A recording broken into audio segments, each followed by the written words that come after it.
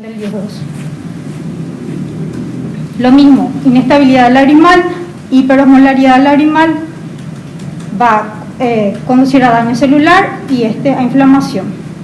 Este círculo vicioso se perpetúa con otros factores propios del paciente, por ejemplo, algunas patologías autoinmunes, el desequilibrio andrógeno-estrogénico, aquellos pacientes que tienen tratamiento tópico de manera crónica, como los leucomatosos, el medio ambiente adverso con la contaminación ambiental, los aires acondicionados que no tienen una regulación de la humedad óptima, aquellos usuarios de lente de contacto y los alérgicos.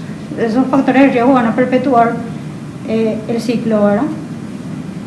Entonces la definición sería que el ojo seco es una enfermedad multifactorial con pérdida de la homeostasis de la película lagrimal que se va a acompañar de síntomas oculares. Y en el del 2017 vuelven a aparecer estos conceptos de inestabilidad del film lagrimal, alta osmolaridad, inflamación y daño, y se introduce lo que es la anomalía neurosensorial. Clásicamente conocemos toda esta clasificación de la enfermedad del ojo seco, que es la etiológica, en el cual se divide en una apodeficiente y una evaporativa. La apodeficiente va a depender si está asociado o no al Sjögren. Sjögren, bueno, después vamos a hablar un poquito de él, pero se subdivide en un primario y secundario, y aquellas patologías apodeficientes no asociadas al Sjögren son, por ejemplo, la falta de secreción lagrimal, por ejemplo, el déficit primario de secreción lagrimal, y ahí puse una estrellita la relacionada a la edad, que lo que más, una de las causas más frecuentes que vemos en consultorio. Pero hay otros como la lacrimia congénita, disautonomías, y el déficit secundario de secreción lagrimal, que son las infiltrativas autumorales. Otras apodeficientes serían los que bloquean la secreción refleja, ya sea sensorial o motora, por ejemplo, parálisis del séptimo nervio, y obstrucciones del drenaje de la glándula lagrimal, por ejemplo, algunas quemadoras, ¿verdad?, entre otros. Y la enfermedad del ojo seco evaporativo se subdivide en un intrínseco, donde se encuentra la disfunción de las glándulas de meiobomio, que pueden ser obstructivas o hiposecretoras. Puse otra estrella porque también vemos mucho de esto para aquellos pacientes que tienen blefaritis anterior o blefaritis seborreica, cursan con un ojo seco evaporativo intrínseco. Esto también es muy frecuente hoy por hoy. SVO es el síndrome visual del ordenador o del informático, donde estos pacientes tienen trastornos de apertura o de frecuencia de parpadeo, ¿verdad? También cursan con ojo seco evaporativo. Y un medicamento que es la tretinoína, que es un derivado de la vitamina A, que utilizan los pacientes para el acné severo, también causa un ojo seco evaporativo. Y los extrínsecos serían las lentes de contacto, las alergias, colirios con conservantes y el déficit de vitamina A. Entonces, hoy por hoy, en el 2017, la nueva clasificación es diagnóstica. Primero se hace un triage, se buscan factores de riesgo, como dijimos, aquella baja frecuencia de parpadeo, alteraciones palpebrales, edad media, mujeres de edad media con aumentos de estrógenos o terapia hormonal sustitutiva, etc. Y luego a esos pacientes se le pide que hagan un cuestionario de sintomatología. Hay varios cuestionarios de sintomatología, eso depende de las escuelas, ¿verdad? Y se encuentran dos tipos de pacientes, asintomáticos y sintomáticos. Hay dos tipos de pacientes asintomáticos que hay que tenerlos en cuenta. Uno son asintomáticos con signos, hay que descartar un ojo seco subclínico. En estos pacientes hay que evitar factores de riesgo y factores iatrogénicos. Un caso muy típico es aquel paciente polimedicado glaucomatoso, que aparentemente es asintomático en su inicio, pero ya tiene algunos signos. En esos pacientes, acá dice evitar factores iatrogénicos, sería, por ejemplo, darles lágrimas artificiales con preservantes. Y otros pacientes asintomáticos que hay que tener en cuenta son aquellos que tienen alteraciones neurotróficas. Claro, ellos nunca van a hacer síntomas, por eso hay que tratar en ellos. Los que tienen hipoestesia o anestesia corneal, herpes zóster oftálmico y diabetes mellitus por su descenso de sensibilidad corneal. Y los sintomáticos, aquellos sintomáticos por lo menos deben puntuar un punto ahora en un test diagnóstico, ya sea el de la ruptura lagrimal o alguna tinción ocular. Y también la prueba de osmolaridad, que por lo menos aquí no estamos haciendo. Y luego, si cuando tengamos pacientes sintomáticos con signos, ahí recién lo clasificamos como o acuoso deficiente u evaporativo. Los síntomas clínicos más frecuentes son visión borrosa, párpados cansados, lagrimeo excesivo epífora, sensación de arenillas, ardor y dificultad para la lectura. Y acá el lagrimeo excesivo parece medio contradictorio, ¿verdad? Porque un paciente con ojo seco puede presentar lagrimeo excesivo, y eso se explica que en ese paciente lo que hay que descartar es que haya una alteración evaporativa, no acuoso deficiente. El paciente acuoso deficiente generalmente presenta, o sea, tiene sensación de arenilla y es peor por la tarde. El evaporativo viene con queja de quemazón y es peor por la mañana. Esto se ve con pacientes que tienen disfunción de glándulas de meiomio. Paciente alérgico dice que tiene mucho picor y es peor con exposición ambiental. Hay que descartar conjuntivitis alérgica. Y la tóxica, consulta o por arenilla o quemazón, y eso es todo el tiempo. Y hay que descartar una casa iatrogénica. Los signos en párpados y conjuntiva. Se puede ver blefaritis anterior, blefaritis posterior, esas son patologías asociadas al ojo seco o un chalacio recurrente. Puede haber, como en este paciente, una hiperemia conjuntival, y acá estos pliegues redundantes también son muy frecuentes en pacientes con ojo seco severo.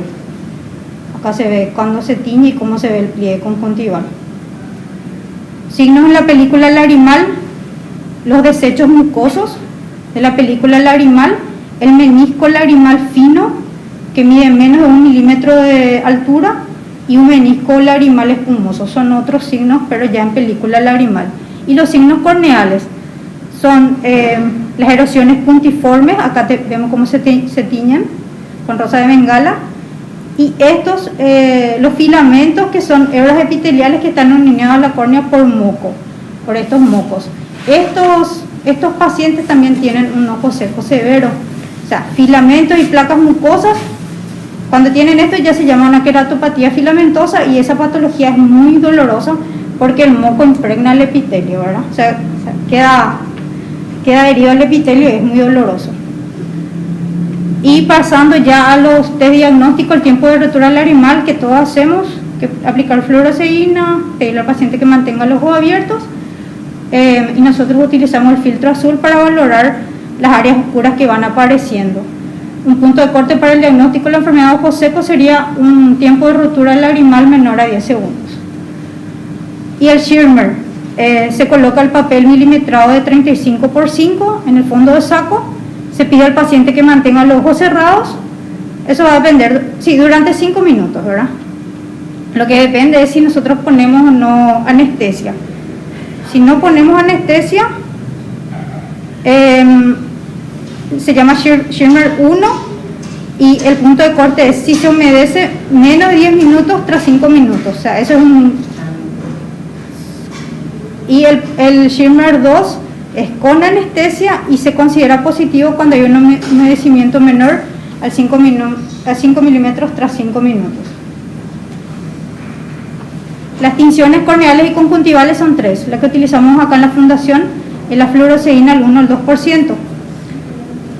La fluoroceína solo tiñe erosiones epiteliales y también puede teñir tamaño de menisco lagrimal, ¿verdad? La rosa bengala, sin embargo, ya tiñe células desprovistas de mucina o glicocális, es decir, muertas, desvitalizadas o en fase de queratinización, y también tiñe moco y filamentos. Y la verde lisosima solo tiñe el epitelio dañado, o sea, no influye la mucina o la verde lisosima. Y existen dos esquemas según la intensidad de tinción. Este es el esquema de Oxford. Acá vemos cómo tiñe tanto conjuntiva y córnea, sí sería una moderada, sí sería una marcada, pero lo que nos piden las escuelas de reumatología para para un punto diagnóstico en el paciente que es estudiado para Sjögren, es este esquema. Tenemos que dividir en tres superficies en tres partes a la superficie ocular, ¿verdad? En la córnea, una conjuntiva nasal y la conjuntiva temporal. Y cada zona lleva una escala de 0 a 3 puntos según severidad.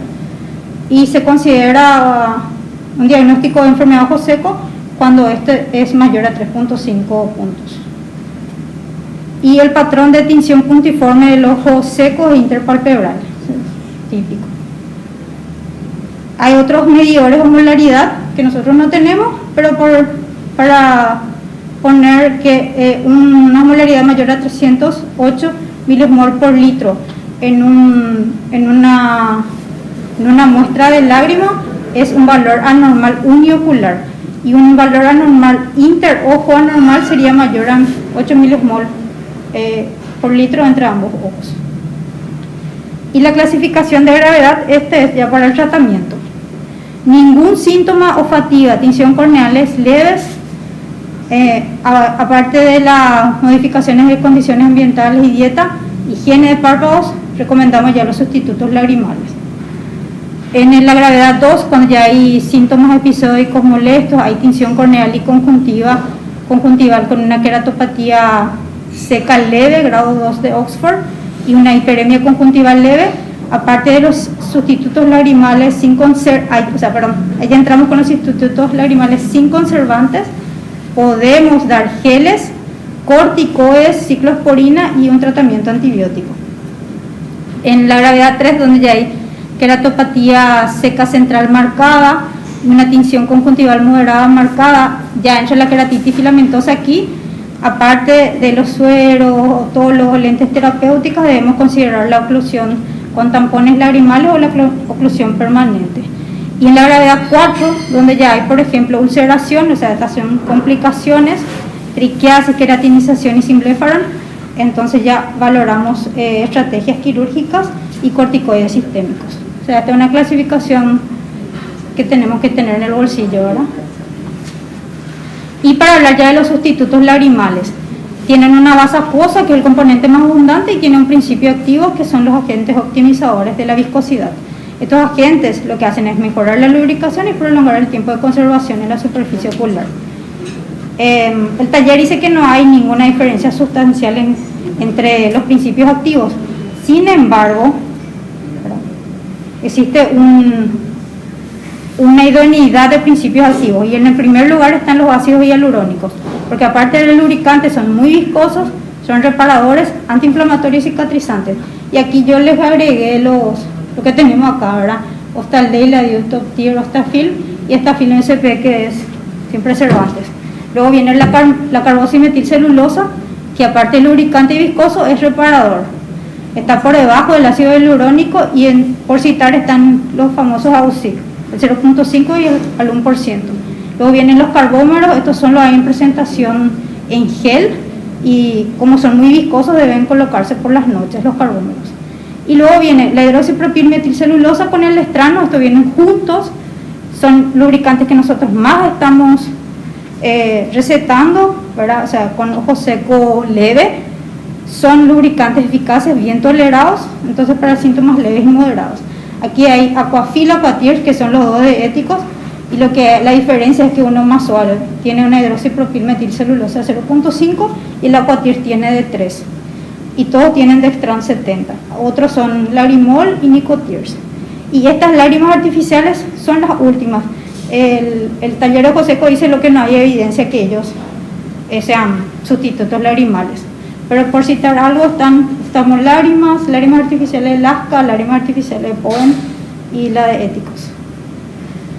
Y algunos conceptos. Los agentes homoprotectores, que aquí no hay trealosa, que son los ideales, ¿verdad? Retienen agua y son bioprotectores y homoprotectores.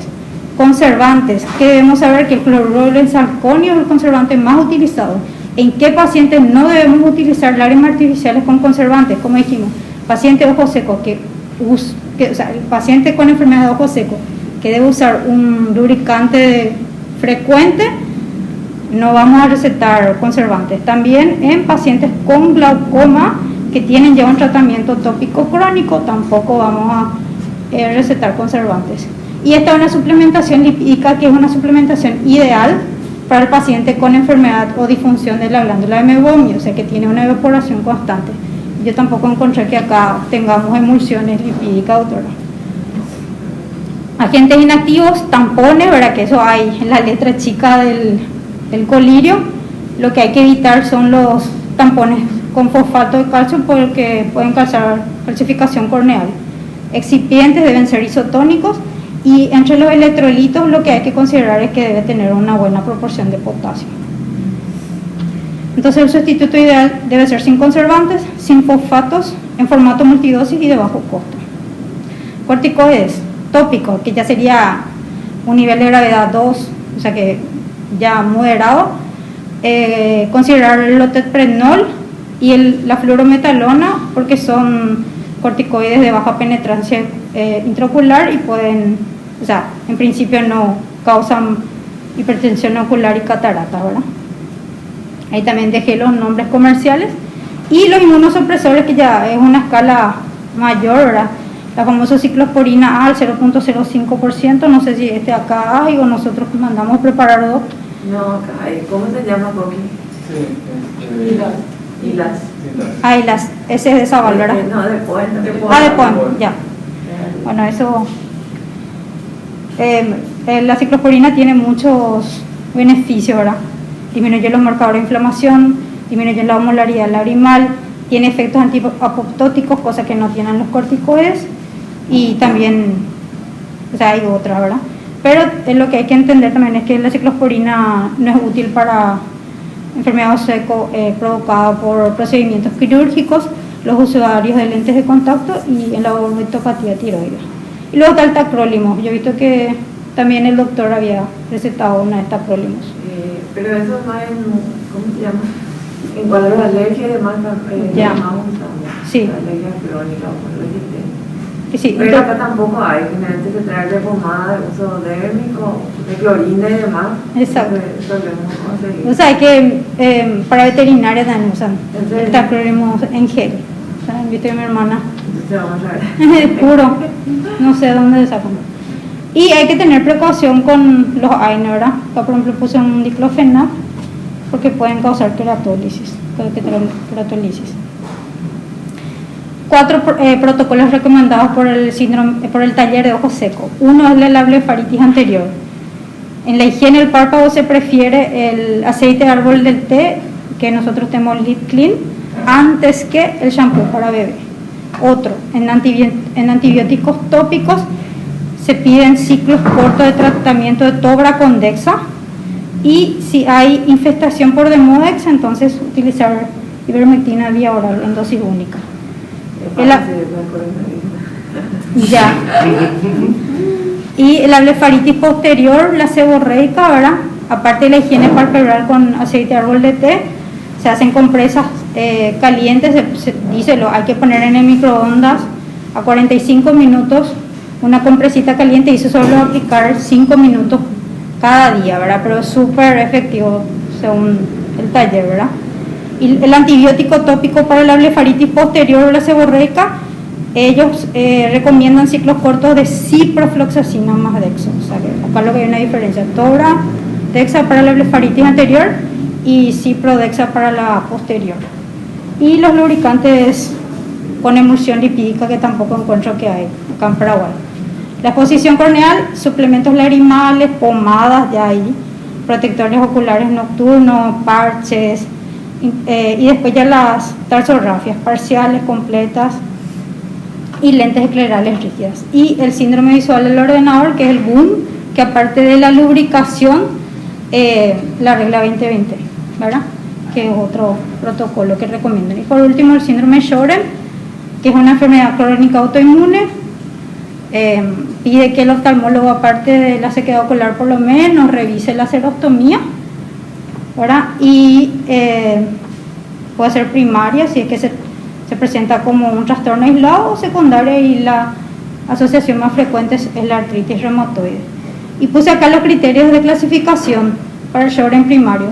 Y lo que debería de informar el oftalmólogo cuando viene una solicitud o un paciente que está siendo estudiado es tinción ocular, y le pone según esta escala de, no sé, no pensar, la que era que dividíamos en 3 partes, y el Schirmer, ¿verdad? Esas 2 cosas es lo que le tenemos que en principio informar al traumatólogo. Entonces la conclusión es que el ojo seco es una enfermedad inflamatoria.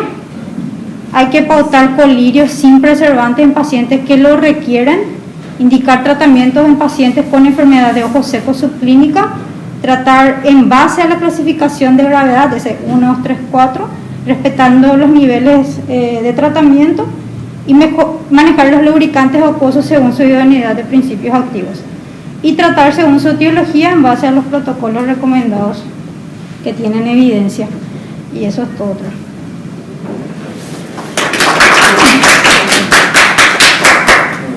Merece un aplauso, señorita. La verdad es que fue muy linda clase. Muy didáctica, muy completa, muy actual, que es un cancelamiento de libros. Y también, o sea, aquí lo único que faltó son los nuevos tratamientos actuales que seguro habrás leído. Sí. Que habrás leído todo eso del spa y los José. Exacto, estaba en la figura ahora, el tratamiento de luz pulsada, sí. ¿Cómo se le llaman a esta? El tema de las glándulas de meiomio, todo eso que ya usan ahora, cómo hacer la expresión, sí. Con más agradadores, que es un meibógrafo, ya. Todo eso que obviamente aquí no sé si lo vamos a tener, ¿verdad? Pero ahora cuando se habla de ojo seco es cómo le tratan en base a eso. Sí. El comentario también de lo del la filamentosa, tanto con la N-acetilcisteína, ¿no? Exacto. Eso. También se hacen preparaciones de N-acetilcisteína y la suspensión que toman los por decirlo. Claro, lo que tienen un problema bronquial o algo. Pero eso se prepara en botica magistral al 10%, y N-acetilcisteína por 10 y en botica ya te preparan para usar. Solo que el tratamiento de la N-acetil, la ciclosporina, es casi indefinido. O sea, vamos tratar y el paciente tiene una mejoría relativa, pero realmente esos casos de 3, grado 3, 4 es un parto porque son ultra crónicos y no es que se cura así de la noche a la mañana, ¿verdad? Entonces ellos casi que en forma permanente viven con esos moquitos de menor intensidad, esos son los más molestosos, y con alguna otra tinción aparte de eso, ¿verdad? Pero no es que es un efecto, no porque le dan 2 semanas ya va a venir perfecta la cura, no. O sea, ya tenés que saber, una vez que empezar a tratarle al paciente ojo seco, hablarle súper bien y que entienda que se va a mejorar hasta lo que se puede, pero es un calvario. Por lo menos los de grado 3 y 4, porque a veces yo veo que ustedes, que era titis, lo empiezan a tratar y a la semana le citan, no hace falta citarle a la semana. A ese paciente, por lo menos, si no hay un debe, no hablo con un riesgo de perforación, 3 semanas o un mes para su control, porque no va a mejorar absolutamente nada en una semana. Entonces eso también a veces yo veo que necesitan como que muy rápido. Igual la blefaritis en una semana su control, excepto que sea para una cirugía, le vas a programar, ok, que anule, pero esas cosas, 3 semanas o un mes el tratamiento y después es leve. Entonces ahí nomás tienen que atender un poquito para volver a citar. Y una pregunta acerca del dermatólogo. No sé si... Realmente yo te juro que jamás tuve, o sea, nunca, no tengo experiencia en utilizar, recibí muchas veces pacientes que vienen con el tema del dermatólogo, pero nunca tuve un paciente que llegó a ese nivel o que no encontré mejoría con todo lo otro que citó Silvana. Porque ahí va subiendo el nivel, pero primero qué tipo de lágrimas vas a usar, después pasaban los corticoides en ciclos cortos que pueden poner, sacar. La ciclosporina en algunos sí tiene queratitis filamentosa, porque no todos tienen queratitis filamentosa, la agregas en la acetilcisteína y ahí va jugando, ¿verdad? Pero la lágrima más utilizada es, sobre todo grado 3 y 4, como ya citó en su pirámide, el hialuronato, ¿verdad? El hialuronato, no hay otra porque él es el que tiene efecto reparador. Entonces, de repente, no sé cuándo me pedí. se prefiere más eso que darle un gel cada una hora, por ejemplo. El gel le da a la noche más para dormir, ¿verdad? Pero mantenerle con el hialuronato. Entonces ahí es donde ahí tiene que ir aprendiendo un poquitito cómo, qué indicar, ¿verdad? Y si puede comprar, obviamente te vas a directamente a la mejor.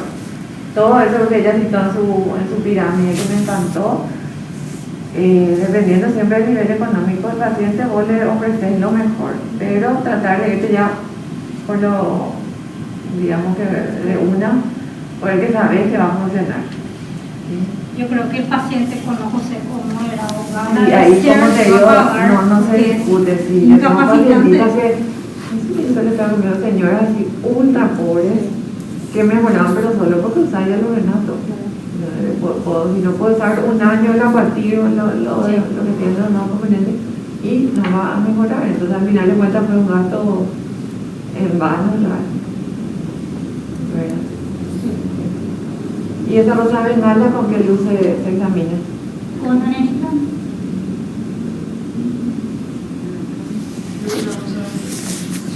No, es con la de cobalto. No. No, de cobalto. Yo vi que se veía mejor con la O el vidrio verde. con el vidrio verde.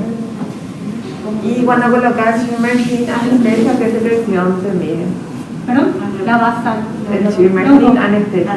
Los dos, la cardíaca y la basal. Y cuando tiene anestesia solo la basal. Sí. Por eso es más corto el... Es un rango de anormal o normal. Sí. Y también la enseñanza al paciente que está todo el día enfrente a la pantalla. Hay muchísima hora y quieren su anteojo. Como se dice, ayer justamente vi, me gustó una frase: todo paciente que tiene ¿cómo se llama? Un exceso, un exceso de atención, que en una actividad donde requiera un exceso de atención visual. ¿Quiénes son estos? No solamente el que utiliza el ordenador, Sí. ¿verdad? Te dice, por ejemplo, las cajeras, que están, si bien no es un ordenador, pero ella tiene que estar recontra atenta, ¿verdad? O sea, no puede estar así tipo más relajadita. Ella también tiene muchísimo ojo seco. También aprendí mucho de la mujer de edad media. Sí, es lo que me habías dicho la vez pasada, yo me confundí, sí. Sí, por el aumento que tiene terapia hormonal sustitutiva. Sí. También, o sea, esos pacientes que eventualmente son asintomáticos, pero que pueden, o sea, desencadenar un ojo seco, Sí. y hay que evaluar una Claro. terapia por lo menos para después que vos no, o sea, que vos mismas, no digo, le cause más daño también, Claro. una lágrima De baja calidad. calidad. Y después tener los pacientes que clínicamente prácticamente no presentan, qué sé yo, a lo sumo un BUT a 10 segundos, pero son muy sintomáticos, muy quejosos. Y ¿te acuerdas de la pacientita tuya que vino ya con su complicación de úlcera porque no tenía Cierre palpebral o algo. la cierre palpebral? Esos Claro. pacientes a lo mejor ni siquiera tenían síntomas, pueden tener una anestesia Sí, pulmonar. claro, por supuesto, ellos no se dan cuenta y llegan a la perforación. Llegan a lo peor, sí. Otra cosa que mucha iatrogenia Sí.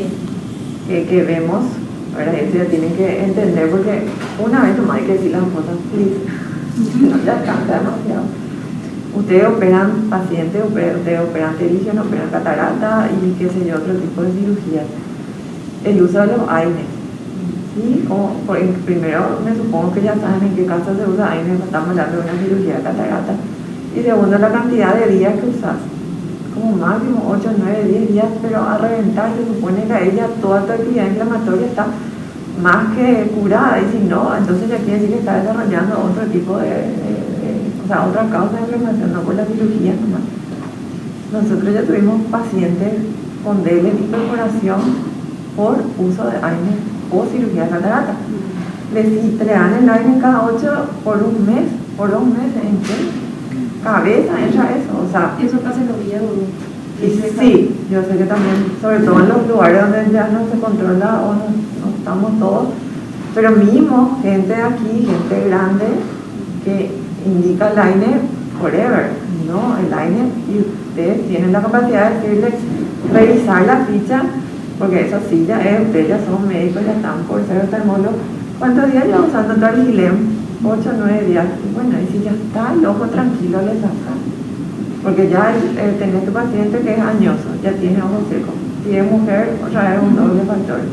Se operó de catarata, tocaste la superficie ocular, cualquier tipo de cirugía de la superficie ocular ya es un riesgo para desarrollar ojo seco después. Vos tenés pacientes operados de catarata que te quejan muchísimo ojo seco después. Y encima otra vez le dejaste el aire, más los corticoides y demás. Tenés como 5 factores agregados ahí, o sea, tienen que revisar las fichas y ver si está usando aire. Si ya usó una semanita y el ojo ya disminuyó el tindal, los ifemas, todo ese tipo de cosas para eso lo que usas, se le suspende. O pacientes de retina, a veces por una patología macular, que también indican AINES, ver un poco cuántos días está usando. La atropina, paciente de retina, 3-4 meses usando atropina, es recontra tóxico. Entonces usted tiene la capacidad de decir, espera un poco, doctor Mulano, mira, yo pienso ya que, bueno, después solo la retina, ¿verdad? Está ya con esta medicación, ya no se justifica, porque dice, sí, no está, ¿verdad? Viene para su lente 3 meses operado, y yo reviso y tienen toda la medicación de la misma de hace 3 meses, ¿verdad? Y eso ustedes tienen que revisar, ¿verdad? Porque el ojo seco no es que es la creatitis nomás, ¿verdad? O vos. Todo el paciente que ya fue operado y multitratado desarrolla eso. Y tenemos pacientes. Ok, pero muy bien, Susanita. Muy bien. Bueno, muchas gracias.